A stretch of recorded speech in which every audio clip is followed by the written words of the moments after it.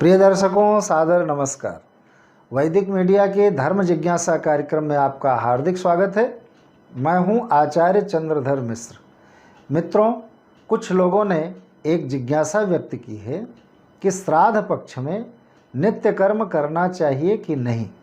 नित्य कर्म का अभिप्राय प्रतिदिन की जाने वाली पूजा से है।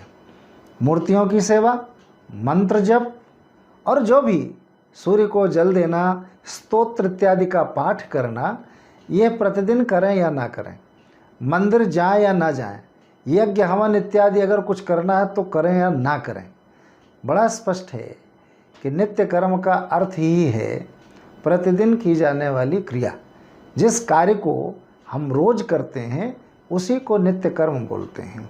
तो इसके छोड़ने का कोई कारण नहीं है और कहीं भी किसी शास्त्र में ऐसा लिखा नहीं है कि पितृपक्ष में देव पूजा ना की जाए।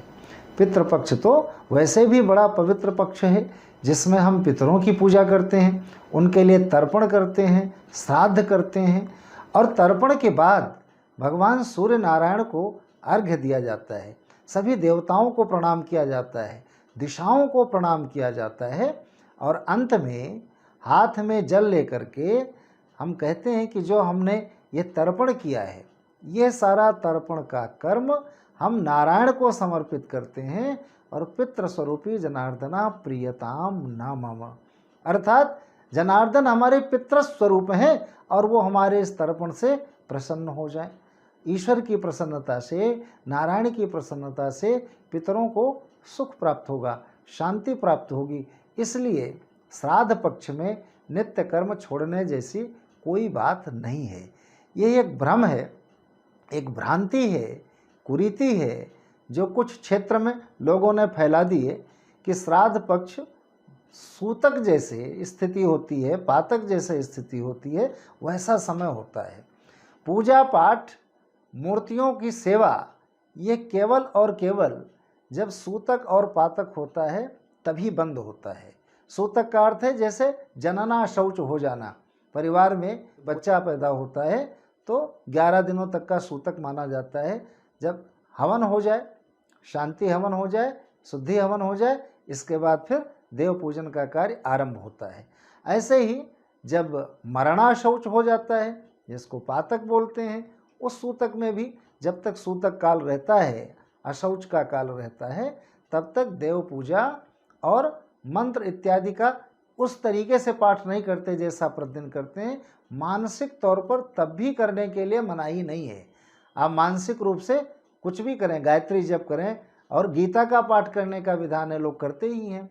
तो इसलिए श्राद्ध पक्ष में देव पूजन करना, मंदिर में जाना, श्राद्ध पक्ष में मान लीजिए किसी का जन्मदिन आ जाता है, किसी के और कोई शुभ कार्य का अवसर प्राप्त होता है, हवन यज्ञ कराने का कोई अवसर प्राप्त होता है, ऐसा कुछ समय आता है, तो छोड़ना नहीं चाहिए कि श्राद्ध पक्ष है इसलिए ऐसा नहीं करेंगे। हर महीने कृष्ण पक्ष आता है, शुक्ल पक्ष आता है। कृष्ण पक्ष को पितरों के कार्य के लिए प्रशस्त माना गया है और शुक्ल पक्ष को देव कार्य के लिए प्रशस्त माना गया है। इसलिए कई बार अमावस्या जब मध्याह्न में होती है तो उसको हम कहते हैं कि ये पितरों के कार्य की अमावस्या है, और प्रातःकाल जब अमावस्या होती है जिसमें स्नान दान और देव पूजा का कार्य किया जाता है तो उसको हम कहते हैं कि ये देव कार्य के लिए अमावस्या है।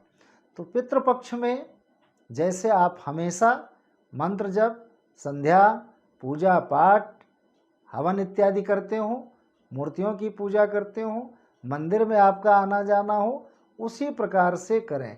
ये बिल्कुल भी सूतक जैसी स्थिति वाला समय नहीं है, अत्यंत पवित्र समय है।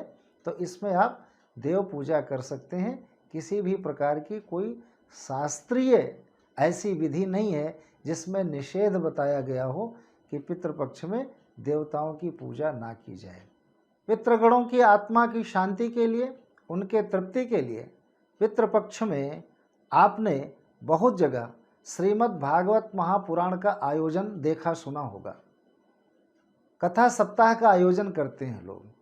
उसमें गणपति से लेकर के सारे देवी देवताओं की पूजा, नवग्रह इत्यादि की पूजा, कलश स्थापन, कलश यात्रा सब कुछ होता है। और भागवत की कथा व्यास जी के द्वारा सुनाई जाती है। श्रीमद् भागवत महापुराण के महात्म्य में यह कथा आती है कि धुंधुकारी नाम का प्रेत अत्यंत कष्ट प्राप्त कर रहा था प्रेत योनि में, तो भागवत की कथा सुन करके, सप्ताह कथा श्रवण करके उसकी मुक्ति हो गई थी। इसीलिए पितृपक्ष में ऐसे पितृ, ऐसी आत्माएं जो मुक्त नहीं हुई हो, जो अतृप्त हों, उनकी शांति के लिए श्रीमद् भागवत महापुराण का आयोजन कराया जाता है। तो देव पूजा निषिद्ध है ऐसा कहीं भी वर्णित नहीं है। और भागवत का पाठ, भागवत की कथा श्राद्ध पक्ष में सुना जाए तो निश्चित ही पितरों के लिए यह कथा मोक्षदायिनी होती है। अच्छी बात तो ये होगी कि श्राद्ध पक्ष में अपने पितरों की आत्मा की शांति के लिए अधिकाधिक मंत्र जप किया जाए, यज्ञ किया जाए, अनुष्ठान किए जाएं। जैसे गायत्री महायज्ञ हो, गायत्री मंत्र का जप, पुरस्चरण, उसका हवन, यह कार्य हो जिससे कि पितरों को शांति प्राप्त हो। पुराणों में एक पितृ गायत्री मंत्र का वर्णन है जिसका जप, अनुष्ठान पितृपक्ष में करने से, कराने से पितरों की आत्मा को शांति प्राप्त होती है। इसी प्रकार नारायण का स्मरण करना, वासुदेव का स्मरण करना, द्वादश अक्षर मंत्र का जप करना, अपने इष्ट देवता की पूजा करना, पितरों के निमित्त दान करना, यह सब कुछ बहुत अच्छा है। तो निश्चित ही पितृपक्ष में पितरों की पूजा, तर्पण, श्राद्ध, पिंडदान इत्यादि तो करें ही। इसके अतिरिक्त जो आपकी दिनचर्या में शामिल पूजा पाठ है, मंत्र जप है, हवन इत्यादि जो आप करते हैं, उसको यथावत करते रहिए। इससे पितरों को मुक्ति प्राप्त होगी और आपको पितृ ऋण के साथ ही देव ऋण से भी मुक्ति प्राप्त होगी। बहुत बहुत धन्यवाद आप सबका। वैदिक मीडिया यूट्यूब चैनल को सब्सक्राइब अवश्य करें। सादर नमस्कार।